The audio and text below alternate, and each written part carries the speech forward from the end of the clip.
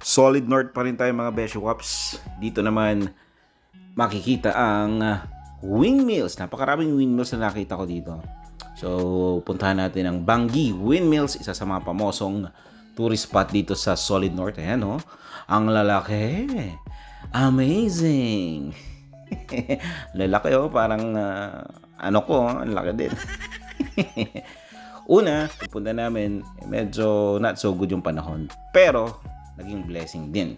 Kasi, maulan-ulan nung pagpunta namin. Pero, in a few minutes, charan! Biglang umaraw, ayun, oh. So, nasilayan namin ang kagandahan dito sa Bangi Windmills. Napakarami, oh. Binilang ko, hindi pa ako natapos hanggang ngayon. Isa sa mga source of electricity nila ang mga windmills. So, ayan, no. Paano kaya kung may windmills dito sa amin? At marami pang pwede mong gawin dito. ATV. At pwede kang bumili ng mga pasalubong. Siyempre ako hindi kasi walang pera. Ayan ako, oh. Mahangin, no. Sa sobrang hangin, muntik na akong mailipad sa maling tao. More windmills, ayan, no. Pag makikita mo sila ng malapitan, ma-amaze ka talaga. Parang mas malaki pa nga sa hélice ng eroplano.